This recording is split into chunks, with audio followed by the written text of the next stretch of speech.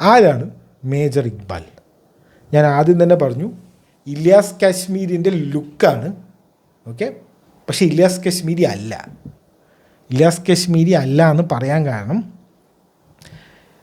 Major Iqbal എന്നുള്ള പേര് ആദ്യമായിട്ട് കേൾക്കുന്നത് ഡേവിഡ് കോൾമാൻ ഹെഡ്ലി എന്ന് പറഞ്ഞിട്ടുള്ള ഒരാളുടെ വായിൽ നിന്നാണ്. അയാളുടെ കുറ്റസമ്മതം, അയാളുടെ പിടിച്ച് അയാളെ ചോദ്യം ചെയ്തപ്പോൾ ഇൻട്രഗേഷനിൽ നിന്നാണ് ഇങ്ങനെ ഒരു മേജർ ഇക്ബാൽ എന്ന് പറഞ്ഞിട്ടുള്ള ഒരു ആളുണ്ടെന്നും ഇയാളാണ് ഇതെല്ലാം ഹാൻഡിൽ ചെയ്യുന്നതെന്നും എന്നുള്ളൊരു പേര് ആദ്യമായിട്ട് കേൾക്കുന്നത്.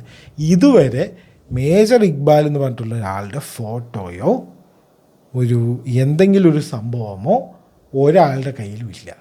അമേരിക്കക്കാരുടെ കയ്യിൽ പോലും ഇല്ല. അമേരിക്കക്കാരുടെ വാണ്ടഡ് ലിസ്റ്റിലൊക്കെ പേരുണ്ട്, ഫോട്ടോ ഇല്ല. അത്രയും സീക്രട്ടായിട്ടുള്ള ഒരാളാണ് ഇയാൾ. ഓക്കെ, ഇയാളുടെ വേറെ ബോട്ട്സേ ഒന്നുമില്ല. ആക്ച്വലി ഇലിയാസ് കാശ്മീരിൻ്റെ വേറെ ബോട്ട്സൊക്കെ ഇഷ്ടം പോലെ ഉണ്ട്. അതായത് ഇയാൾ ബൗസഹേബ് മാരുതി ടലേക്കർ എന്ന് പറഞ്ഞിട്ട് ഒരാളുടെ, നമ്മുടെ ഇന്ത്യൻ ആർമിയിലെ ഒരു പട്ടാളക്കാരൻ്റെ തല വെട്ടിയെടുത്തിട്ട് എന്തോ ഒരു ഫോട്ടോ എന്തോ എടുത്തിട്ട് അത് പാകിസ്ഥാൻ ന്യൂസ് പേപ്പറിലൊക്കെ വരികയും ആ ഒരു കാര്യം ചെയ്തതിന് പർവേസ് മുഷറഫ് 1,00,000 രൂപ ഇയാൾക്ക് ഗിഫ്റ്റ് പോലെ കൊടുത്തിട്ടൊക്കെ ഉണ്ടായിരുന്നത് 2000 സമയത്താണ്. നമ്മുടെ കാർഗിൽ വാറൊക്കെ കാർഗിൽ വാറൊക്കെ കഴിഞ്ഞിട്ടുള്ള ആ ഒരു സമയത്താണെന്ന് തോന്നുന്നു. 1,00,000 രൂപ ഇയാൾക്ക് പർവേസ് മുഷറഫ് ഗിഫ്റ്റൊക്കെ കൊടുത്തിട്ടുണ്ടെന്ന് പറഞ്ഞിട്ടുള്ള ഒരുപാട് കാര്യങ്ങളാണ്. ഇയാൾ പിന്നീട് ആദ്യം ഇയാൾ സ്വന്തമായിട്ട് കുറേ കാര്യങ്ങളൊക്കെ ചെയ്യാൻ നോക്കി. സ്പെഷ്യൽ ഫോഴ്സസിലായിരുന്നു, പിന്നീട് ജിഹാദി ടീമായിട്ട് മാറി, പിന്നെ അവസാനം അൽഖ്വയ്ദൻ്റെ ആളായിട്ട് മാറി. മെയ് 2011 ഇയാളെ ഒസാമ ബിൻ ലാദനെ അമേരിക്കക്കാർ കൊല്ലുന്നു. മെയ് 2011 കൊല്ലുന്നു. ജൂൺ 2011 ഇലിയാസ് കാശ്മീരിനെ അമേരിക്കക്കാർ ഡ്രോൺ വിട്ട് കൊല്ലുന്നു. ഇതാണ് ഞാൻ ആദ്യം പറഞ്ഞ നമ്മുടെ കോൺഗ്രസ്സുകാരൻ്റെ കഥ. അതിൽ ഉള്ള സംഭവം പോലെ.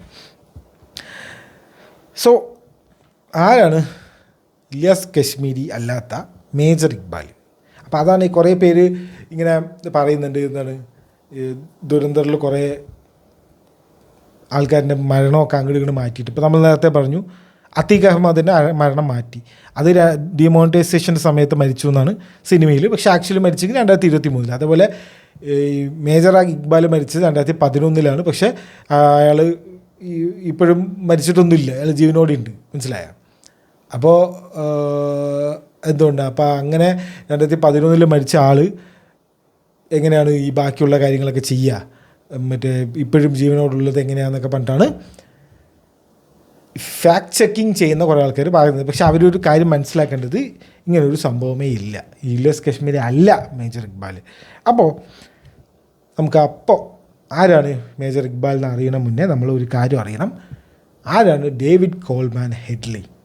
ഇയാളാണ് നമ്മുടെ താജിലെ അറ്റാക്ക്, 2008 നടന്ന താജിലെ അറ്റാക്കിൻ്റെ മെയിൻ ഒരാൾ. അതായത് തീവ്രവാദികൾ പറഞ്ഞു വിട്ട് ഇന്ത്യയിലേക്ക് വന്ന് ഇന്ത്യയിൽ നിന്നിട്ട് ഇവിടെ കുറേ ഫ്രണ്ട്സ് ഒക്കെ ഉണ്ടാക്കി താജിലിരുന്ന് താജിൻ്റെ എല്ലാ മുക്കും മൂലയും പഠിച്ച്, അതുപോലെ എവിടെയൊക്കെ അറ്റാക്ക് ചെയ്യാനുണ്ടോ അവിടെയൊക്കെ പോയി, നരിമാൻ ഹൗസിൽ പോയി, മറ്റേ ഒരു കഫേ ഉണ്ട് അവിടെ പോയി, ജ്യൂസൊക്കെ താമസിക്കുന്ന സ്ഥലം അവിടെ പോയി, ഇങ്ങനെ എല്ലാം പോയി ഫുൾ ഇൻഫർമേഷൻ കൊടുത്ത് എവിടെ എൻട്രി എക്സിറ്റ് പോയിൻ്റ് എന്തൊക്കെയാണ് അവിടെ എവിടെ കാര്യങ്ങളൊക്കെ പോയി പഠിച്ച് അവിടെ പോയി പറഞ്ഞു കൊടുത്ത ആളാണ് ഡേവിഡ് കോൾമാൻ ഹെഡ്ലി. പുള്ളിയാണ് ആദ്യമായിട്ട് ഇങ്ങനെ ഒരു മേജർ ഇക്ബാൽ ഉണ്ടെന്ന് പറഞ്ഞ ആൾ. അപ്പോൾ ഇയാളുടെ കാര്യം ഒന്ന് നോക്കണം, എന്നിട്ട് നമുക്ക് മേജർ ഇക്ബാലിൻ്റെ കാര്യം നോക്കാം. പെട്ടെന്ന് നോക്കാം, ഭയങ്കര ഇൻട്രസ്റ്റിംഗ് ആണ്. ആക്ച്വലി ഇയാളെ കുറിച്ച് തന്നെ നമുക്കൊരു വലിയൊരു 1-2 മണിക്കൂർ സംസാരിക്കുക. കാരണം ഹീസ് എ ട്രിപ്പിൾ ഏജൻ്റാണ്. DEAൻ്റെ ഏജൻ്റായിരുന്നു ആദ്യം. അതായത് ഈ ഡ്രഗ് എൻഫോഴ്സ്മെൻറ്റ് ഏജൻസിയാണ് DEA. അതായത് അമേരിക്കയിലെ ഡ്രഗ്സൊക്കെ കൺട്രോൾ ചെയ്യുന്ന ഏജൻസി. CIA-ൻ്റെ ഏജൻ്റായിരുന്നു പിന്നീട്. ISIൻ്റെ ഏജൻ്റാണ്. ISIൻ്റെ അല്ല, ഈ തീവ്രവാദികളുടെ ഏജൻ്റാണ് ഇയാൾ. അപ്പോൾ ഈ ട്രിപ്പിൾ ഏജൻ്റാണ് ഇയാൾ. അമേരിക്കൻ പാകിസ്ഥാൻ ഒറിജിനാണ്. ഇയാളുടെ അച്ഛൻ പാകിസ്ഥാൻകാരിയും അമ്മ US കാരനും. അപ്പോൾ 2 പാസ്പോർട്ടും ഉണ്ട് ഇയാൾക്ക്. ഓക്കെ, അപ്പോൾ നമ്മൾ മനസ്സിലാക്കേണ്ടത് ഈ താജ് അറ്റാക്ക് നടന്നതിൽ 3 ആൾക്കാരാണ് മെയിനായിട്ടുള്ളത്. ഒന്ന് മേജർ ഇക്ബാൽ, ISI പാകിസ്ഥാൻ്റെ ഒഫീഷ്യൽ നമ്മുടെ സീക്രട്ട് ഏജൻസി എന്നൊക്കെ പറയുന്ന പോലെ അതിൽ പാകിസ്ഥാൻ ഒഫീഷ്യൽ ആളായിട്ട് മേജർ ഇക്ബാൽ, ലഷ്കർ ഇ തൈബൻ്റെ സാജിദ് മിർ എന്ന് പറഞ്ഞിട്ടുള്ള ആൾ, അയാൾ തീവ്രവാദീൻ്റെ ആളായിട്ട്, പിന്നെ ഡേവിഡ് ഹെഡ്ലി. ഈ ഓൺ ഗ്രൗണ്ട് കളിച്ച ആളാണ് ഡേവിഡ് ഹെഡ്ലി, അതായത് മുംബൈയിൽ വന്ന് ചെയ്ത ആളാണ് ഡേവിഡ് ഹെഡ്ലി. അപ്പോൾ ഇയാൾ എങ്ങനെ ഇവിടെ എത്തി, ഇയാൾ ചെറിയൊരു ഹിസ്റ്ററി നോക്കിക്കഴിഞ്ഞാൽ ഇയാൾ എങ്ങനെ അമേരിക്കൻ ഏജൻ്റായി എന്ന് ചോദിച്ചു കഴിഞ്ഞാൽ നേരത്തെ പറഞ്ഞ പോലെ ഇയാൾക്ക് ഡ്വൽ സിറ്റിസൺ ആണ്, അമേരിക്കൻ പാകിസ്ഥാൻ സിറ്റിസൺ ആണ് ഇയാൾ. ഇയാൾ ആദ്യം എന്ത് ചെയ്തത് വെച്ച് കഴിഞ്ഞാൽ ചെറിയൊരു ഹിസ്റ്ററിയാണ്. 1980 തൊട്ട് 90s വരെ ഇയാൾ പാകിസ്ഥാനിൽ നിന്ന് അമേരിക്കയിലേക്ക് ഹെറോയിൻ സ്മഗിൾ ചെയ്യുന്ന ആളായിരുന്നു. ഓക്കെ, 2 തവണ അറസ്റ്റ് ചെയ്തിട്ടുണ്ട്, 88-ലും 97-ലും. ഓക്കെ, അപ്പോൾ ഇയാളെ ഫസ്റ്റ് അറസ്റ്റ് ചെയ്തപ്പോൾ ഇയാൾക്കൊരു പ്ലീ ഡീൽ കൊടുത്തു. കാരണം എന്താ വെച്ച് കഴിഞ്ഞാൽ ഇയാൾ ഒറ്റുകാരനായി. ഈ ഫിലഡൽഫിയയിലുള്ള കുറച്ച് പേർക്കാണ് ഇയാളിത് സാധനം എത്തിക്കുന്നത്. അവിടെയുള്ള ഇയാളുടെ പാർട്ട്നേഴ്സിനേക്ക് ഇയാൾ ഒറ്റി. ഓക്കെ, രണ്ടാമത്തെ അറസ്റ്റ് 1997-ലാണ് ഇയാളെ വീണ്ടും അറസ്റ്റ് ചെയ്യുന്നത്. വീണ്ടും അറസ്റ്റ് ചെയ്തപ്പോൾ ചെറിയൊരു സെൻറ്റൻസ് കൊടുത്ത് 15 മാസം എന്തോ ഒരു ചെറിയൊരു സെൻറ്റൻസ് കൊടുത്തിട്ട് ഇയാളെ പറഞ്ഞു വിട്ടു. കാരണം എന്താണ്, ഇവരിൻ്റെ ഏജൻ്റ് ആയി അപ്പോഴേക്കും. കാരണം ഒരു ശിക്ഷയും കൊടുക്കാണ്ട് പറഞ്ഞു വിടാനും പറ്റില്ല. അവർ ചോദിക്കും ഇതെന്താണ് ഇവന് ശിക്ഷയൊന്നും ഇല്ലേ എന്ന്. അപ്പോൾ ചെറിയൊരു ശിക്ഷ കൊടുത്തിട്ട് ഇവനെ പറഞ്ഞു വിട്ടു. പറഞ്ഞു വിട്ടത് എന്തിനാണെന്ന് വെച്ച് കഴിഞ്ഞാൽ DAക്ക് വേണ്ടിയിട്ട് പാകിസ്ഥാനിൽ പോയിട്ട് DAൻ്റെ സ്പൈ, അമേരിക്കയുടെ സ്പൈ ആയിട്ട് പാകിസ്ഥാനിൽ പോയിട്ട് വർക്ക് ചെയ്യാൻ. ഇയാൾക്ക് എന്തിനാണ്, ഇയാൾക്ക് ആദ്യം മുതലേ ഇന്ത്യക്കെതിരായിട്ടുള്ളൊരു ഹെയ്റ്റ് ഉണ്ട്. അതായത് ഇന്ത്യക്കെതിരായിട്ടുള്ള ഒരു വിദ്വേഷം എന്തിനാണെന്ന് വെച്ച് കഴിഞ്ഞാൽ, കലിപ്പത്ര എന്തിനാണെന്ന് വെച്ച് കഴിഞ്ഞാൽ, തേർഡ് ഇൻഡോ പാക് വാറുണ്ട് 1971. അന്ന് ഈ ബംഗ്ലാദേശ് ലിബറേഷൻ വാറാണ്, ബംഗ്ലാദേശിനെ വേർതിരിച്ച നമ്മുടെ ഇന്ദിരാഗാന്ധിൻ്റെ വാറാണ്. അപ്പോൾ അതിൽ ഒരു ഇന്ത്യൻ ഒരു സ്ട്രേ ബോംബ് വന്നിട്ട് ഇയാളുടെ എലിമെൻ്ററി സ്കൂൾ, ഇയാളുടെ സ്കൂളിൽ വന്ന് വീണമെന്നും, ഈ കറാച്ചിയിലെ ഇയാളുടെ സ്കൂളിൽ വന്ന് വീണമെന്നും അതിൽ 2 പേരും മരിച്ചു എന്നാണ് സ്റ്റോറി, ഒഫീഷ്യൽ സ്റ്റോറി.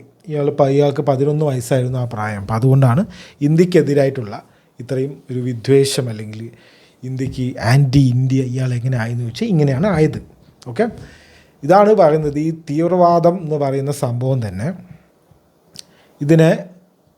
ഇതിനെ എങ്ങനെ അവസാനിപ്പിക്കണമെന്ന് ഇതുവരെ ആരും കണ്ടുപിടിച്ചിട്ടില്ല. ഇത് എങ്ങനെ അവസാനിപ്പിക്കാൻ നോക്കിയാലും പിന്നെയും വരും. അതായത് ഒന്നെങ്കിൽ എന്ത് ചെയ്യുക, തീവ്രവാദികളെ മൊത്തം ബോംബിട്ട് കൊല്ലുക. മൊത്തം ബോംബിട്ട് കൊല്ലുന്ന ഒരുത്തൻ ബാക്കിയുണ്ടെങ്കിൽ അവന് ഇത്രയും പേരുടെ പകയുണ്ടാവും. എന്നിട്ട് അവൻ പോയി രക്ഷപ്പെട്ട് ബാക്കി കുറേ പേരെ കൂട്ടി വീണ്ടും വരും. ഇപ്പോൾ പുതിയ പേരിൽ ലഷ്കർ ഇ തൈബ പോയാൽ ജെയ്ഷ് ഇ മുഹമ്മദ് പോയാൽ ഇനി വേറെ അപ്പുറത്ത് പേരിട്ടിട്ട് വരും. അപ്പോൾ ഇതിനിങ്ങനെ എന്താ പറയുക, ഇതിങ്ങനൊരു സർക്കിളാണ്. ഈ സർക്കിൾ ഇങ്ങനെ പോയിക്കൊണ്ടിരിക്കും. പിന്നെ ഇത് എന്ത് ചെയ്യണം വെച്ച് കഴിഞ്ഞാൽ ഇവരുടെയൊക്കെ ഫണ്ടിങ് കട്ട് ചെയ്യുക. ഇവർക്ക് ആരാ ഫണ്ടിങ് കൊടുക്കണമെന്ന് വെച്ചാൽ അവരിനെ കട്ട് ചെയ്യുക. അതായിരിക്കും കുറച്ചുകൂടെ എഫക്റ്റീവായിട്ടുള്ളൊരു മെത്തേഡ്. കാരണം നമ്മൾ ആലോചിച്ച് നോക്ക്, ഒരു തോക്ക് മേടിക്കണം. ഞാനത് പണ്ട് അതൊരു പോഡ്കാസ്റ്റിൽ പറഞ്ഞിട്ടുണ്ട്. ഒരു തോക്ക് മേടിക്കണം എന്ന് പറഞ്ഞാൽ അത് ചിലവ് വരുന്നറിയോ? നല്ല ചിലവാണ് ഓരോ തോക്കിനും ഓരോ ഉണ്ടയ്ക്കും. ഈ പ്രാക്ടീസ് ചെയ്യാനും ഉണ്ടയും തോക്കൊക്കെ വേണമെങ്കിൽ നല്ല ചിലവാണ്. അപ്പോൾ ഇതിനൊക്കെ സംഭവം വേണമെങ്കിൽ നല്ല ഫണ്ടിങ് വേണം. മെയിനായിട്ട് ആരാണോ ഫണ്ട് ചെയ്യുന്നത് അവരിനെ ഇല്ലാതാക്കുക, അതാണ് ബെസ്റ്റ് ഓപ്ഷൻ. പക്ഷേ അത് ഒരുത്തം പോയാൽ വേറെത്തം വരും. ഇപ്പോൾ ഈ കേസിൻ്റെ കണ്ടില്ലേ, ഇപ്പോൾ എവിടെ നിന്ന് തുടങ്ങിയതാണ്, 1971 ഈ യുദ്ധത്തിൽ തുടങ്ങിയ ഒരു സംഭവമാണ് ഈ അവസാനം മുംബൈ വരെ എത്തി നിൽക്കുന്നത്. ഈ അന്ന് പ്രശ്നം ഉണ്ടായിട്ട് ആ പ്രശ്നം കൊണ്ട് അവൻ ഇന്ന് വന്നു എന്നല്ല, പക്ഷെ എന്നാലും ആ ഒരു മെൻറ്റാലിറ്റി. കാരണം ഡേവിഡ് ഹെഡ്ലി ഇല്ലെങ്കിൽ ഈ മിഷൻ ഇല്ല. കാരണം പാകിസ്ഥാനിൽ ഒരാൾക്ക് വന്നിട്ട് മുംബൈയിൽ വന്നിട്ട് ഇങ്ങനെ സുഖമായിട്ട് ഇൻ്റലിജൻസ് ഏജൻസി അറിയാണ്ട് ഇങ്ങനെ സുഖമായിട്ട് ഇത് നടന്ന് ഫോട്ടോ എടുക്കാനും മറ്റേ മാപ്പ് നോക്കാനൊന്നും പറ്റില്ല. അമേരിക്കൻ സിറ്റിസൺ ആയതുകൊണ്ട് മാത്രമാണ് അയാൾക്ക് ഇവിടെ വിസ തന്നെ കിട്ടിയത്. പാകിസ്ഥാൻകാർക്ക് അപ്ലൈ ചെയ്താൽ വിസ എളുപ്പത്തിൽ കിട്ടുമോ? ബാക്ക്ഗ്രൗണ്ട് ചെക്ക് നടക്കാണ്ട് വിസ കിട്ടില്ല. അപ്പോൾ അതാണ് സംഭവം. അപ്പോൾ അങ്ങനൊരു സംഭവം കൂടി ഉണ്ട്. അതാണ് ഈ തീവ്രവാദം എന്ന് പറഞ്ഞാൽ തന്നെ ഇതിങ്ങനെ. പിന്നെ വല്ല മതത്തിൻ്റെ സപ്പോർട്ടും മതത്തിൻ്റെ കുത്തിത്തിരിപ്പും മതത്തിൻ്റെ എന്താ പറയുക ഇൻഫ്ലുവൻസും ഉണ്ടെങ്കിൽ ഒന്നുകൂടെ ആളിക്കെത്തും. അപ്പം അങ്ങനെ ഇതിങ്ങനെ നടന്നുകൊണ്ടേയിരിക്കും. ഇതിനെ അവസാനിപ്പിക്കാൻ എങ്ങനെയാണെന്ന് ആർക്കും അറിയില്ല. അമേരിക്കക്കാർ തലകുത്തി നിന്നിട്ടും നടക്കില്ല. ഇറാഖിൽ കുറേ പണിയെടുത്തു. ഒന്നും നടക്കുന്നില്ല. അഫ്ഗാനിസ്ഥാനിൽ പോയി ഒന്നും നടക്കില്ല. അവസാനം താലിബാനെ നിങ്ങൾ തന്നെ വെച്ചോന്ന് പറഞ്ഞിട്ട് അവർ പോയി, പ്ലെയിൻ എടുത്ത് ഓടിപ്പോയി. താലിബാൻ ഇല്ലാതാക്കാൻ വന്നിട്ട് അവസാനം താലിബാനുകാർക്ക് നിങ്ങൾ വെച്ചോ, ഞങ്ങൾ പോളൂ പറഞ്ഞിട്ട് പോയി. ആ ഒരു തോന്നിയ മാസം ഒന്ന് ആലോചിച്ച് നോക്ക്. ആ അമേരിക്കൻ പട്ടാളക്കാരുടെ അവസ്ഥ ഒന്ന് ആലോചിച്ച് നോക്ക്. എന്തിനു വേണ്ടിയിട്ടാണ് മരിച്ചത്? താലിബാനെ ഇല്ലാതാക്കാൻ.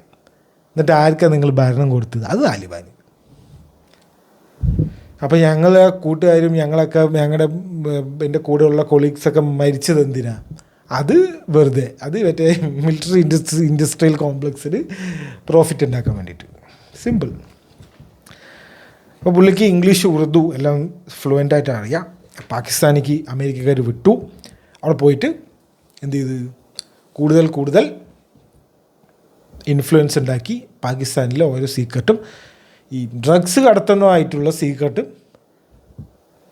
ക്യാച്ച് ചെയ്ത് വരാൻ വേണ്ടിയിട്ട് 1997 ഇയാളെ പ്രോപ്പറായിട്ട് ഒരു ഇൻഫോമർ ആക്കുന്നത്. 9/11 സംഭവിച്ചു.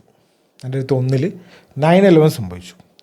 9/11 സംഭവിച്ചപ്പോൾ എന്ത് ചെയ്തു വെച്ച് കഴിഞ്ഞാൽ ഇവരെന്ത് ചെയ്ത് ഈ DEAൻ്റെ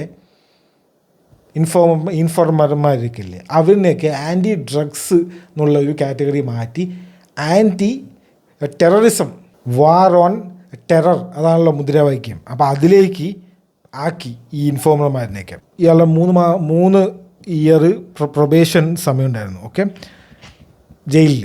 എന്നിട്ട് അത് കഴിഞ്ഞതും ജയിൽ ശിക്ഷ ഉണ്ടായിരുന്നല്ലോ, മറ്റേ 15 മാസമോ എന്തായിരുന്നല്ലോ. അപ്പോൾ അതൊക്കെ കഴിഞ്ഞ് ജയിൽ ശിക്ഷയൊക്കെ കഴിഞ്ഞ് ഇയാളെ പാകിസ്ഥാനിലേക്ക് വിട്ടു. ഇയാൾ അമേരിക്കയിൽ കൗണ്ടർ ടെററിസം അല്ലെങ്കിൽ ടെററിസ്റ്റ് ഇൻഫർമേഷനൊക്കെ കൊണ്ടുവരാമെന്ന് പറഞ്ഞിട്ടാണ് പോയത്. അവിടെ പോയി നേരെ ഇയാൾ ചേരുന്നത് ലഷ്കർ ഇ തയ്യബിൻ്റെ ക്യാമ്പിലാണ് ചേരുന്നത്. DAക്കാരനും അമേരിക്കക്കാരനും ആക്ച്വലി ഇയാൾ മണ്ടന്മാരാക്കി ഡബിൾ ഏജൻറ്റ് കളി കളിക്കാൻ തുടങ്ങി. 2002 തൊട്ട് 2005 വരെ ഇയാൾ 5 തവണ പാകിസ്ഥാനിൽ ചെന്നിട്ടുണ്ട്. 5 എൻട്രി എക്സിറ്റ് ഉണ്ട്. അതിൽ 5 തവണയും ഇയാൾക്കുള്ള വെപ്പൺസ് ട്രെയിനിങ്ങും ഇയാൾക്കുള്ള ബാക്കി എല്ലാ ട്രെയിനിങ്ങും ISIയും ലഷ്കർ ഇ തയ്യബയും കൂടെ സൈമിൾട്ടേനിയസ്ലി, അതായത് ISIൻ്റെ അവർക്കറിയുന്ന കാര്യങ്ങൾ അവരും പറഞ്ഞു കൊടുത്തു. ഈ തീവ്രവാദികൾക്ക് വേറെ തന്നെ ട്രെയിനിങ് ആയിരിക്കുമല്ലോ. അപ്പോൾ അവർ മതപരമായിട്ടുള്ള ട്രെയിനിങ്ങും നിങ്ങൾ മറ്റവരൊക്കെ കാഫിറുകളാണ്, അവരെ കൊല്ലണം, ഇവരെ കൊല്ലണം, അങ്ങനെയൊക്കെ ആയിരിക്കുമല്ലോ. അപ്പോൾ അങ്ങനത്തുള്ള ട്രെയിനിങ് ലഷ്കർ ഇ തയ്യബുകാരും കൊടുത്തു. കാരണം അവർക്ക് ഇവനൊരു എന്താ പറയുക, സ്വർണ്ണമുട്ടയിടുന്ന താറാവ് എന്നൊക്കെ പറയില്ല, അതായത് ഗോൾഡൻ ഗൂസ് ഡക്ക് അങ്ങനെ എന്തോ പറയില്ലോ. കാരണം ലോട്ടറിയാണ് അവർക്ക് ആക്ച്വലി. പാകിസ്ഥാൻ ഇൻഫോമർ, സ്പൈ, അവൻ വന്നിട്ട് നമ്മളെ സിമ്പതൈസർ, ഇനി എന്താ വേണ്ടത്? പിന്നെ ആൻറ്റി ഇന്ത്യയും കൂടിയാണ്. പിന്നെ അവർക്ക് പിന്നെ ലോട്ടറി അല്ല. അപ്പോൾ അവരെന്ത് വെച്ചാൽ ഇവനങ്ങോട്ട് ഏറ്റെടുത്തു. അപ്പോൾ ഇവനെ എന്ത് ചെയ്തെന്ന് പറഞ്ഞാൽ ഹഫീസ് മുഹമ്മദ് സെയ്ദില്ലേ, അവനെ പേഴ്സണലി മീറ്റ് ചെയ്തിട്ടുണ്ടെന്നാണ് പറയുന്നത്. ഓക്കെ, ഇവർ ഇന്ത്യക്കെതിരായിട്ടുള്ള അവൻ്റെ ആ ഒരു ഫൈറ്റിൽ അവനത് കമ്മിറ്റ് ചെയ്തു. ഇത് നേരിട്ട് ഹഫീസ് മുഹമ്മദ് സെയ്ദ്, ഇതിൻ്റെ മെയിൻ ആളില്ലേ തീവ്രവാദിൻ്റെ, അപ്പോൾ അതിനെയാണ് എന്നാണ് പറയുന്നത്. അപ്പം അതിനിടയിൽ കുറച്ച് ഹെറോയിൻ, അവർക്ക് അമേരിക്കക്കാർ അത്ര മണ്ടന്മാരൊന്നുമല്ല, അവരെ ഒന്ന് നൈസാക്കാൻ വേണ്ടിയിട്ട് 1 കിലോ ഹെറോയിനൊക്കെ എവിടെ നിന്ന് അമേരിക്കയിൽ നിന്ന് ന്യൂയോർക്കിലൊക്കെ ഇവൻ്റെ ഇൻഫർമേഷൻകാരനെ കൊടുത്ത് ഇവർ പിടിച്ചിട്ടുമുണ്ട്. അപ്പോൾ അങ്ങനെയാണ് ഇയാൾ ഈ ഒരു സംഭവത്തിലേക്ക് വരുന്നത്. പിന്നെ വേറൊരു ഇമ്പോർട്ടൻ്റ് ആയിട്ടുള്ള കാര്യം, ഇയാളുടെ ശരിക്കുള്ള പേര് എന്താ വെച്ച് കഴിഞ്ഞാൽ ദാവൂദ് സയ്യിദ് ഗിലാൻ എന്നാണ് ഇയാളുടെ ശരിക്കുള്ള പേര്. ഇയാൾ ഈ ലഷ്കർ ഇ തൊയ്ബക്കാരൻ്റെ ഒരു ബുദ്ധിയാണ് ഇയാൾക്ക് ഈ പേര് മാറ്റിയിട്ട് ഒരു ഇംഗ്ലീഷ് പേരിടാൻ. ഓക്കെ, ഇംഗ്ലീഷ് പേരിടാൻ വേണ്ടിയിട്ട് ലഷ്കർ ഇ തൊയ്ബക്കാരാണ് ഇയാൾക്ക് പറഞ്ഞു കൊടുത്തതെന്നാണ് പറയുന്നത്. അങ്ങനെയാണ് ഈ ഡേവിഡ് കോൾമാൻ ഹെഡ്ലി എന്ന് പറഞ്ഞിട്ടുള്ള പേര് ഇയാൾക്ക് കിട്ടുന്നത്. ഓക്കെ, എന്തിനാണെന്ന് വെച്ച് കഴിഞ്ഞാൽ ഇന്ത്യയിലേക്കൊക്കെ പോകുമ്പോൾ അവർ ഒന്നും പ്രശ്നമില്ലാണ്ട് ഇരിക്കാൻ വേണ്ടിയിട്ട്. 2005 തൊട്ട് 2008 വരെ 5 ടൈംസ് ഇന്ത്യ വിസിറ്റ് ചെയ്തിട്ടുണ്ട്. അതിലെങ്ങനെ വെച്ച് കഴിഞ്ഞാൽ ഈ സാധാരണ ഈ വെറുതെ വന്നിട്ട് ഇങ്ങനെ വായി നോക്കി പോവല്ല, ഇയാളുടെ പ്ലാനിങ് അങ്ങനെയായിരുന്നു. കാരണം ഇയാൾക്ക് ട്രെയിനിങ് കിട്ടിയിട്ടുള്ളത് അമേരിക്കയിൽ നിന്നും ISIയിൽ നിന്നും തീവ്രവാദികളിൽ നിന്നും. അപ്പോൾ ആ ഒരു ഡെഡ്ലി കോമ്പിനേഷൻ ആലോചിക്കുക. അമേരിക്കക്കാരുടെ ഫുൾ ടെക്നിക്ക് തീവ്രവാദികളുടെ എന്ന് വെച്ച് കഴിഞ്ഞാൽ അവൻ്റെ കയ്യിൽ ഇപ്പോൾ ടെക്നിക്കൊന്നും ഉണ്ടാവില്ല, പക്ഷെ എന്നാലും അവരുടെ ആ ഒരു സംഭവം ഉണ്ടാവില്ലേ, ഇങ്ങനെ എത്ര പേരിനെ കൂടുതൽ കൊല്ലാം എന്നുള്ള സംഭവമൊക്കെ ഉണ്ട് അവരുടെ കയ്യിലുണ്ടാവും. അപ്പോൾ അത് പിന്നെ ISIക്കാർ എന്താണോ പഠിപ്പിക്കുന്നത് അറിയില്ല. ഈ സംഭവങ്ങൾ മെയിനായിട്ട് ഈ അമേരിക്കക്കാരുടെ ആ ഒരു ടെക്നിക്ക് ഇയാളുടെ കയ്യിലുണ്ട്. ഒരു സർവേക്ക് പോയി കഴിഞ്ഞാൽ അല്ലെങ്കിൽ ഒരു എന്താ പറയുക അതിൻ്റെ ഒരു സംഭവം ഒരു പേര് പറയുമല്ലോ, പേര് പെട്ടെന്ന് ഓർമ്മ വരുന്നില്ല, എന്തോ ഒരു മിഷൻ എന്ന് പറയില്ല, എന്താ ആ ഒരു സംഭവം, അതായത് മെയിനായിട്ട് ഈ സംഭവങ്ങളൊക്കെ നോക്കാൻ പോകുന്ന ഒരു മിഷനിലേക്ക് പോകുമ്പോൾ ഓക്കെ, അത് പോയി ചുമ്മാ പോവല്ല, ഇയാൾ GPS ലൊക്കേഷൻ, പിന്നെ എത്ര പേര് എത്ര സമയത്ത് എവിടെയൊക്കെ ഗാർഡ്സ് ഉണ്ടാവും, എത്ര പോലീസുകാരുണ്ടാവും, പോലീസുകാരുടെ കയ്യിൽ തോക്കുണ്ടോ, പോലീസുകാർ എങ്ങനത്തെ ആൾക്കാരാണ്, പിന്നെ ഏറ്റവും കൂടുതൽ ആൾക്കാർ ഏത് സമയത്ത് ഉണ്ടാവുക, താജ് ഹോട്ടലിലേക്ക് എങ്ങനെ ഏത് എൻട്രി, അത് നിങ്ങൾ ആലോചിച്ച് നോക്ക്. നിങ്ങൾ താജ് ഹോട്ടലിൽ പോയ വെറുതെ പോയി കയറ്റുമോ? ഗേറ്റ് തന്നെ ചോദിക്കും എവിടേക്കാണ് മറ്റേ ബുക്കിംഗ് ഉണ്ടോ, അതുണ്ടോ ഇതുണ്ടോ എന്നൊക്കെ ചോദിക്കും. സാധാരണ 5 സ്റ്റാർ 3 സ്റ്റാർ ഹോട്ടലിൽ പോയാലേ ചോദിക്കും. പിന്നെയാണ് ഈ താജിലൊക്കെ നമ്മളുടെ കൂടെ കേട്ടില്ല പറഞ്ഞാൽ ചോദിക്കും എവിടേക്കാണ്, എന്താണ് ഇതുണ്ടോ, ബുക്കിംഗ് ഉണ്ടോ, എന്തിനാണ് ചോദിക്കും. പിന്നെ ഇപ്പന്മാർ ഈ മറ്റേ പാകിസ്ഥാൻകാർ മറ്റേ ബാഗും ഇതൊക്കെ കൊണ്ടുപോയി കഴിഞ്ഞാൽ ചോദിക്കാണ്ടിരിക്കും. അപ്പോൾ അങ്ങനെ തോക്കും ഇതൊക്കെ കൊണ്ട് അങ്ങനെ കയറി ചെല്ലാൻ പറ്റും. അപ്പോൾ ഒരു വഴി ഉണ്ടാവും, ഒരു എൻട്രി എക്സിറ്റ് വഴി ഉണ്ടാവും. ഈ സർവീസ് എൻട്രി എക്സിറ്റ് ഒക്കെ ഉണ്ടാവുമല്ലോ, സാധനങ്ങളും പാത്രങ്ങളും മറ്റേ ഫുഡ് ഐറ്റംസൊക്കെ കൊണ്ടുപോകുന്നത്, അത് ഫ്രണ്ടിൽ കൂടെ കൊണ്ടുപോകാൻ പറ്റില്ല. അപ്പോൾ ആ വഴി, അങ്ങനത്തെ പല വഴികളും ഇയാളുടെ 5 വിസിറ്റ് കൊണ്ട് ഈ സാജിദ് മിറിനും മേജർ ഇക്ബാലിനും റിപ്പോർട്ട് ചെയ്തുകൊണ്ടേയിരുന്നു. ഓക്കെ, ഇനി അമേരിക്കയ്ക്കും ഇയാളുടെ മേലെ നല്ലൊരു പങ്കുണ്ട്. നല്ല പങ്ക് എന്താണെന്ന് വെച്ച് കഴിഞ്ഞാൽ, ഇത് നിങ്ങൾ പറഞ്ഞാൽ വിശ്വസിക്കില്ല, ഇയാൾക്ക് കുറേ ഭാര്യമാരുണ്ട് ഈ പാകിസ്ഥാനിലെ. അപ്പോൾ ഇയാളുടെ ഒരു ഭാര്യ 2007 ഇയാൾക്കൊരു മൊറോക്കൻ വൈഫുണ്ട്. മൊറോക്കൻ വൈഫ് ഫൈസ എന്തോ ആണ് പേര്, ഫൈസ എന്ന് വിളിക്കുക. ആ ഫൈസ US എംബസി ഇസ്ലാമാബാദിലേക്ക് കയറി ചെന്നിട്ട് എൻ്റെ ഭർത്താവ് തീവ്രവാദിയാണ്, നിങ്ങൾ അയാളൊന്ന് അറസ്റ്റ് ചെയ്യണപ്പാ എന്ന് പറഞ്ഞിട്ടുണ്ട് എന്നാണ് പറയുന്നത്. അതേപോലെ ഇയാളുടെ വേറെ മൾട്ടിപ്പിൾ ഭാര്യമാരുണ്ട്. 6 തവണ സെപ്പറേറ്റ് വാർണിങ്സ് കൊടുത്തിട്ടുണ്ട് എന്ന് പറയുന്നു. ആർക്ക്? US എംബസിയിലേക്കും അമേരിക്കക്കാർക്കും. ഇയാൾ എന്തൊക്കെയോ ചെയ്യുന്നുണ്ട്, ഇയാളൊന്ന് നോക്കിക്കോ, ഇയാൾ പ്രശ്നക്കാരനാണെന്ന് പറഞ്ഞിട്ടുണ്ട്. എന്നിട്ട് അമേരിക്കക്കാർ എന്തെങ്കിലും ചെയ്തോ? ഇല്ല. ഇനി ഇന്ത്യയിൽ വന്നിട്ട് ഇയാൾ ആരിൻ്റെയൊക്കെ കൂടെ ഫ്രണ്ട്സ് ഉണ്ടാക്കിയെന്ന് വെച്ചാൽ ഇതാണ് വേറൊരു സംഭവം. ഈ മഹേഷ് ഭട്ടില്ലേ, അലിയ ഭട്ടിൻ്റെ അച്ഛൻ, ഇയാൾക്ക് 2 ഭാര്യമാരുണ്ട്. അതിൽ വേറൊരു ഫസ്റ്റ് ഭാര്യൻ്റെ ഒരു മകനുണ്ട്, രാഹുൽ ഭട്ട് എന്ന് പറഞ്ഞിട്ട്. ഈ രാഹുൽ ഭട്ടുമായിട്ട് മോക്ഷ് ജിം എന്ന് പറഞ്ഞിട്ടൊരു ജിമ്മുണ്ട്. ആ ജിമ്മിൽ പോയി ഇയാളുടെ കൂടെ ഫ്രണ്ട്സായി എന്നും, ഇയാളുടെ അടുത്ത് ഈ രാഹുൽ ഭട്ടിൻ്റെ അടുത്ത് 26/11 നമ്മുടെ താജ് അറ്റാക്ക് നടക്കുമ്പോൾ സൗത്ത് ബോംബെയിലേക്ക് പോകണ്ട എന്നൊരു വാർണിംഗ് കൊടുത്തിട്ടുണ്ട് എന്നൊക്കെയാണ് പറയുന്നത്. the fuck? അതായത് ഇന്ത്യക്കാരും വന്നിട്ട് ഒരു ഇന്ത്യക്കാരും വേണമല്ലോ സാധനങ്ങളൊക്കെ കാണിച്ചു കൊടുക്കാൻ. ഇതിവിടെ നമ്മുടെ മറ്റേത് മറിച്ചതെന്നൊക്കെ പറഞ്ഞിട്ട്. അപ്പോൾ ഇയാൾ 5 തവണ വിസിറ്റിന് വന്നപ്പോൾ ഇയാൾ ഈ ഒരു ഫ്രണ്ട്സ് ആക്കിയിട്ടുണ്ട് രാഹുൽ ഭട്ടിൻ്റെ അടുത്ത് ഈ സമയത്ത് അറ്റാക്ക് നടക്കുന്ന സമയത്ത് സൗത്ത് ബോംബെക്ക് പോകണ്ടെന്നാണ് പറഞ്ഞത്. സൗത്ത് ബോംബെയിൽ എന്താ ഉള്ളത്? ഈ അറ്റാക്ക് ചെയ്ത എല്ലാ സ്ഥലങ്ങളും ഉള്ളത് സൗത്ത് ബോംബെയിലാണ്. എന്താ ഇനി ഇയാളുടെ വേറൊരു മൈൻഡ് ഔട്ട് സാധനം, അതും കൂടി ഞാൻ പറഞ്ഞത് ഇയാളുടെ അറസ്റ്റിൻ്റെ സമയത്ത് നടന്നൊരു കാര്യം കൂടി പറഞ്ഞുതരാം. അതായത്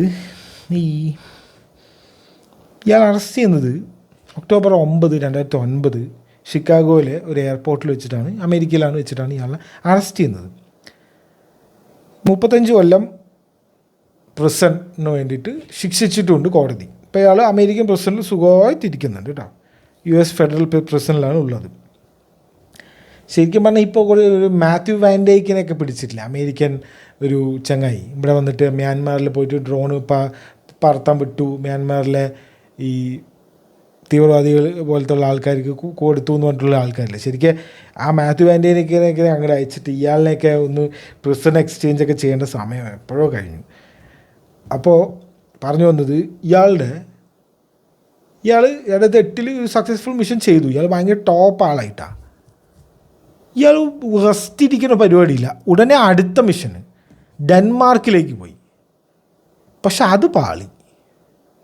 അതെന്താ സംഭവം വെച്ച് കഴിഞ്ഞാൽ, ഡാനിഷ് ന്യൂസ് പേപ്പറായിട്ടുള്ള ജിലാന പോസ്റ്റൻ ഇൻ കോപ്പൻഹാഗൻ എന്ന് പറഞ്ഞിട്ടുള്ള ഒരു ന്യൂസ് പേപ്പറിൽ ഒരു സംഭവം വന്ന ഓർമ്മയുണ്ട. ഈ മുഹമ്മദ് നബീനെ എന്തോ ഒരു കാർട്ടൂണാക്കി വരച്ചു എന്ന് പറഞ്ഞിട്ട് ഒരു സംഭവം ഉണ്ടായിരുന്നു. കുറച്ച് മുന്നാണിത്.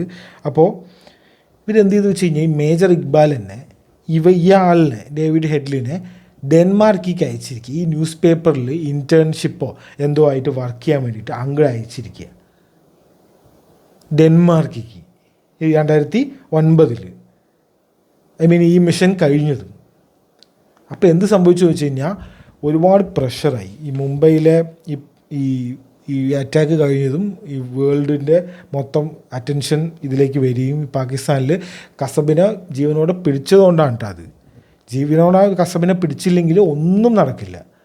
നമുക്ക് പ്രൂഫേ ഇല്ല ഇവർ പാകിസ്ഥാനിൽ ആന്നേ നമുക്ക് തെളിയിക്കാൻ കൂടെ പറ്റില്ല. കാരണം ഇവരുടെ കയ്യിൽ മറ്റേ ആധാരവും ഭണ്ഡാരവും ഒന്നും ഉണ്ടാവില്ല.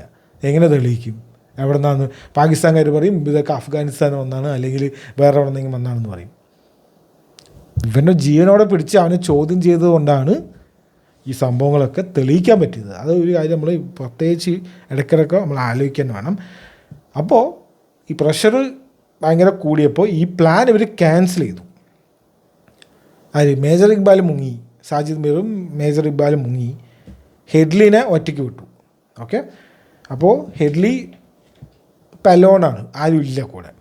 മുഹമ്മദ് നബീനെ കുറ്റം പറഞ്ഞ ആ ഒരു ന്യൂസ് പേപ്പറിനെ അറ്റാക്ക് ചെയ്യാനായിരുന്നു ഇവരുടെ പ്ലാന്, ആ ഒരു ന്യൂസ് പേപ്പർ ഓഫീസിനെ. ഏതാ ബൊമ്മാരുടെ ഒരു പിന്നെ വേറൊരു ഇമ്പോർട്ടൻ്റ് ആയിട്ടുള്ള കാര്യം, അത് ഈ കൊല്ലം നടന്നൊരു സംഭവമാണ്. നമ്മുടെ 2025 ടഹാവീർ റാണ എന്ന് പറഞ്ഞിട്ടുള്ള ഒരാളിനെ നമുക്ക് ഇന്ത്യക്ക് അമേരിക്കക്കാർ വിട്ടു തന്നിട്ടുണ്ടായിരുന്നു. അതാരാന്ന് ചോദിച്ചു കഴിഞ്ഞാൽ, ഈ ഡെൻമാർക്കിലേക്ക് പോകുന്ന വഴിക്ക് ഈ ഷിക്കാഗോ എയർപോർട്ടിൽ വെച്ചിട്ട് ഡേവിഡ് ഹെഡ്ലിനെ അറസ്റ്റ് ചെയ്തു എന്ന് പറഞ്ഞില്ലേ. അപ്പോൾ ഡേവിഡ് ഹെഡ്ലിൻ്റെ കൂടെ ഉണ്ടായിരുന്നത് ടഹാവീർ റാണ എന്ന് പറഞ്ഞിട്ടൊരു ആളാണ്. ഇയാൾ ഒരു പാകിസ്ഥാൻ ബിസിനസ്സുകാരനാണ്. ഇയാൾ കുറേ ഇമിഗ്രേഷൻ എന്തോ ബിസിനസ് എന്തോ ഉണ്ട്. ആ ഇമിഗ്രേഷൻ ബിസിനസ്സിൻ്റെ ഓഫീസ് തുറക്കാം എന്ന് പറഞ്ഞിട്ടാണ് മുംബൈയിലേക്ക് ഡേവിഡ് ഹെഡ്ലി വരുന്നത്. സംഭവം മനസ്സിലാവുന്നുണ്ടോ? ഡേവിഡ് ഹെഡ്ലി വന്നിട്ട് ഇയാളുടെ ഒരു ലെജിറ്റ് ബിസിനസ്സാണ്, അതൊരു കവറാക്കി എടുത്തിട്ട് ആ ബിസിനസ്സിലേക്ക് ഒരു ഓഫീസ് തുറക്കണം, അതിനൊരു ബ്രാഞ്ച് അവിടെ തുറക്കണം പറഞ്ഞിട്ട് ഏതൊക്കെയോ ബിൽഡിങ്ങൊക്കെ നോക്കി ബിൽഡിങ്ങൊക്കെ എടുത്തു എന്നൊക്കെ പറഞ്ഞു കേട്ടു. അത് എന്താണെന്ന് കൃത്യമായിട്ട് ഓർമ്മയില്ല. ബിൽഡിങ്ങൊക്കെ നോക്കി വെച്ച് എടുക്കാനായി എന്നുള്ള ലെവലിലാണ് ആൾക്കാർ പറയുന്നത്. അപ്പോൾ ഈ ടഹാവീർ റാണനെ 2009 അറസ്റ്റ് ചെയ്തിട്ടുണ്ട്. ആ ആളിനെ ഇന്ത്യക്ക് വിട്ട് കിട്ടിയപ്പോൾ April 9, 2025 കഴിഞ്ഞ കൊല്ലം. ഓക്കെ, അപ്പോൾ ഇത് ഈ ഡേവിഡ് ഹെഡ്ലിൻ്റെ ഒരു ചൈൽഡ്ഹുഡ് ഫ്രണ്ട് കൂടെയാണ്. അപ്പോൾ ഇവർ തമ്മിൽ നല്ല ഇതുണ്ട്. ഇയാളുടെ ഒരു ഡെൻമാർക്ക് ഓഫീസ് തുറക്കാൻ വേണ്ടിയിട്ടാണ് ഇയാൾ പോയിരിക്കുന്നത്. എന്താ ചെയ്യുക, അന്ന് അറസ്റ്റ് ചെയ്തിട്ടില്ലെങ്കിൽ ആ ഡെൻമാർക്കിലെ ഓഫീസും ഇവരെങ്ങനെയെങ്കിലുമൊക്കെ ആക്രമിച്ചിട്ടുണ്ടാവും. സ്ലീപ്പർ സെൽസ് എവിടെയൊക്കെ ഉണ്ട് നമുക്ക് ഒരിക്കലും പറയാൻ പറ്റില്ല എന്ന് പറയില്ലേ. അപ്പോൾ അതാണ്, ഡെൻമാർക്കിൽ വരെ ചിലപ്പോൾ ഉണ്ടാവും. അപ്പോൾ ഇനി അടുത്തൊരു കാര്യം എന്താ വെച്ച് കഴിഞ്ഞാൽ, നമ്മുടെ മേജർ ഇക്ബാലിൻ്റെ കാര്യമാണ് വെച്ച് കഴിഞ്ഞാൽ, ഇയാളൊരു ഗോസ്റ്റാണ്. ഇയാളുടെ കാര്യങ്ങൾ ആർക്കും അറിയില്ല, ഒരു ഫോട്ടോയും ഇല്ല. ഓൺലി ഈ ഒരു ഡേവിഡ് ഹെഡ്ലിൻ്റെ സ്റ്റേറ്റ്മെൻറ്റ്സ് മാത്രമേ ഉള്ളൂ. അതിൽ പുള്ളി പറയുന്നത് എങ്ങനെയാണെന്ന് വെച്ച് കഴിഞ്ഞാൽ, $28,000 അത് $28,000 ഈ തഹവീർ റാണയുടെ ഓഫീസ് തുറക്കാൻ വേണ്ടിയിട്ട് തന്നു. ആര്? മേജർ ഇക്ബാൽ തന്നു. മേജർ ഇക്ബാൽ പ്രത്യേകം പറഞ്ഞൊരു സംഭവം എന്താ വെച്ച് കഴിഞ്ഞാൽ, ഈ നരിമാൻ ഹൗസില്ലേ, നരിമാൻ ഹൗസിലാണ് ഈ ജ്യൂസ് ഉള്ളത്. മേജർ ഇക്ബാൽ പറഞ്ഞത്ര മൊസാദിൻ്റെ ഫ്രണ്ട് ഓഫീസാണ് നരിമാൻ ഹൗസ്. അവിടെ എന്തായാലും അറ്റാക്ക് ചെയ്യണം, അവിടെ അറ്റാക്ക് ചെയ്തിരിക്കാൻ പറ്റില്ല എന്ന് വീണ്ടും വീണ്ടും വീണ്ടും കുത്തി പറഞ്ഞത് മേജർ ഇക്ബാലാണെന്നാണ് പറയുന്നത്.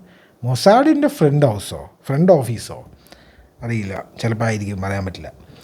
നരിമാൻ ഹൗസിൽ എന്തായാലും പോകണമെന്ന് മെയിനായിട്ട് പറഞ്ഞത് മേജർ ഇക്ബാലാണെന്നാണ് ഡേവിഡ് ഹെഡ്ലി പറയുന്നത്. 8 പേരാണ് മരിച്ചത്. മൊത്തം അവിടെ 8 പേര് അവിടെ അറ്റാക്കിൽ മരിച്ചത്. 6 ജ്യൂസും 2 തീവ്രവാദികളും. ഓക്കെ, ഇയാളുടെ ഒരു മെയിലുണ്ട്. ഇതൊക്കെ ഭയങ്കര ഇമ്പോർട്ടൻ്റ് ആണ്. chaudharyKhan@yahoo.com എന്നുള്ളൊരു മെയിലൊക്കെ ഉണ്ട് ആർക്ക്, മേജർ ഇക്ബാലിന്. ആ മെയിൽ കൂടിയാണ് ഡേവിഡ് ഹെഡ്ലിയും മേജർ ഇക്ബാലും കൂടെ ചാറ്റ് ചെയ്തുകൊണ്ടിരുന്നത്. പാകിസ്ഥാൻകാർ ഇങ്ങനെ ഒരാളില്ല എന്നാണ് പറഞ്ഞിരിക്കുന്നത്. അയാളുടെ ഇങ്ങനെ ഒരു എക്സിസ്റ്റൻസ് ഡിനൈ ചെയ്തിട്ടുണ്ട് പാകിസ്ഥാൻകാർ. ഇയാളും ഇവരും കൂടി അയച്ച ഒരു മെയിൽ എങ്ങനെയാണെന്ന് വെച്ച് കഴിഞ്ഞാൽ 2008, അതായത് നമ്മുടെ അറ്റാക്ക് നടക്കുന്നതിൻ്റെ മാസങ്ങൾക്ക് മുന്നേ ഈ സ്പൈ ക്യാമറ, ഈ പെൻ ക്യാമറ, അതായത് ഈ സ്പൈ ചെയ്യാനുള്ള സംഭവങ്ങൾ, അതായത് ഇയാൾ ഇതൊക്കെ കൊണ്ട് ഇങ്ങനെ പോവുകയാണല്ലോ എവിടേക്ക്, ഓരോ സ്ഥലം ഇങ്ങനെ ടൂറിസ്റ്റുകളുടെ പോലെ ഇങ്ങനെ പോവുകയാണ്. അപ്പോൾ ഇതൊക്കെ ഷൂട്ട് ചെയ്ത് ഇതൊക്കെ പഠിക്കാൻ വേണ്ടിയിട്ടുള്ള സംഭവങ്ങൾ, ഏത് എക്യുപ്മെൻറ്റാണ് ബെസ്റ്റ്, അല്ലെങ്കിൽ ഏത് കമ്പനിയെ മേടിക്കണം, അല്ലെങ്കിൽ ഏത് സ്പൈ ക്യാമറ യൂസ് ചെയ്യണം എന്നുള്ള സംഭവങ്ങളൊക്കെ നേരിട്ട് ഡേവിഡ് കോൾമാൻ ഹെഡ്ലി ചോദിക്കുന്നത് മേജർ ഇക്ബാലിൻ്റെ ചൗധരി ഖാൻ എന്ന് പറഞ്ഞിട്ടുള്ള ഇമെയിൽ ഐഡിയിലേക്കാണ്. പിന്നെ ഈ താജിൻ്റെ ഇൻറ്റീരിയർ, താജിൻ്റെ ഇൻറ്റീരിയർ ഈ ഇന്ത്യക്കാർക്കേ ചിലപ്പോൾ കണ്ടിട്ടുണ്ടാവില്ല. ഒരു ദിവസത്തെ റെൻ്റ് എന്നൊക്കെ പറയുന്നത് 50,000 മറ്റേതൊക്കെയാണ്. ഈ അപ്പർ ക്ലാസ്സിന് മാത്രം പോകാൻ പറ്റുന്ന സ്ഥലങ്ങളാണ് അതൊക്കെ. അപ്പോൾ അവിടെ പോയി അതിനൊക്കെ ഷൂട്ട് ചെയ്തെടുത്തിട്ട് വന്നത് ഇങ്ങനത്തെ സ്പൈ ക്യാമറയും മറ്റേതൊക്കെ മേജർ ഇക്ബാൽ പറഞ്ഞു കൊടുത്തിട്ടാണ്. ഏത് യൂസ് ചെയ്യണം എന്ന് ചോദിച്ചു കഴിഞ്ഞാൽ അയാൾ പറയും ഇന്നത് യൂസ് ചെയ്യും എന്ന് പറഞ്ഞിട്ട് ഇട്ടിട്ട് വരും. 2008 ഇത് നടക്കുന്നത്. അന്ന് ഈ സ്പൈ ക്യാമറയും മറ്റേതൊന്നും അങ്ങനെ ഒരുപാട് വ്യാപകമായിട്ടില്ല. മൊബൈൽ ഫോണിൽ തന്നെ മൊബൈൽ ഫോണുണ്ട് 2008 ഉണ്ട്, മൊബൈൽ ഫോണുണ്ട്. പക്ഷെ അതൊക്കെ ക്യാമറയുള്ള മൊബൈൽ ഫോണുണ്ട് 2008 അങ്ങനെ ഭയങ്കര ക്ലാരിറ്റി ഉള്ള, അല്ലെങ്കിൽ ഒരുപാട് നേരം വീഡിയോ എടുക്കണ അങ്ങനത്തെ സംഭവമൊന്നും ഇല്ല എന്നാണ് എൻ്റെ ഒരു ഓർമ്മ. ഇല്ല, അങ്ങനത്തെ സംഭവമൊന്നും ഇല്ല. പിന്നെ മറ്റേ അന്ന് ഈ മെമ്മറി കാർഡൊക്കെ ഇടാൻ പറ്റും ക്യാമറയിൽ, ബാറ്ററിയിൽ, മൊബൈലിലൊക്കെ. അപ്പം അങ്ങനെയൊക്കെ ചിലപ്പോൾ മാറ്റി ഇട്ടിട്ടോ എന്തെങ്കിലുമൊക്കെ ആയിരിക്കും, എന്തോ ആണ്. മൊത്തത്തിൽ ഇങ്ങനെയൊക്കെ ഇവർ യൂസ് ചെയ്തിട്ടുണ്ട്. ഇതാണ് മേജർ ഇക്ബാലിൻ്റെ കാര്യം. ഇത് മാത്രമേ ആർക്കെങ്കിലും അറിയുന്നുള്ളൂ, ബാക്കിയൊന്നും അറിയില്ല. ബാക്കിയൊക്കെ ചുമ്മാ അങ്ങനെയായിരിക്കും ഇങ്ങനെയായിരിക്കും എന്നൊക്കെ പറഞ്ഞ്, പിന്നെ കുറേ ആൾക്കാർ ഇലിയാസ് കശ്മീരിൻ്റെ കഥയാണ് മേജർ ഇക്ബാലിൻ്റെ ആണെന്ന് പറഞ്ഞിട്ട് പറയുന്നത്. കുറേ വീഡിയോസ് ഞാൻ അങ്ങനെയും കണ്ടു. അതൊരിക്കലും ശരിയല്ല. മേജർ ഇക്ബാൽ അല്ല ഇലിയാസ് കശ്മീരി. ലുക്ക് എടുത്തിട്ടുണ്ട്, അത് കാരണമാണ് പല ആൾക്കാരും തെറ്റിദ്ധരിക്കുന്നത്. Okay, so that's it. അപ്പോൾ ഇവന്മാരെല്ലാവരും ഇപ്പോഴും ജീവനോടെ ഉണ്ട്. എവിടെ ഉണ്ട്, എങ്ങനെയുണ്ട് എന്നൊന്നും ആർക്കും അറിയില്ല. ജീവനോടെ ഉണ്ട്.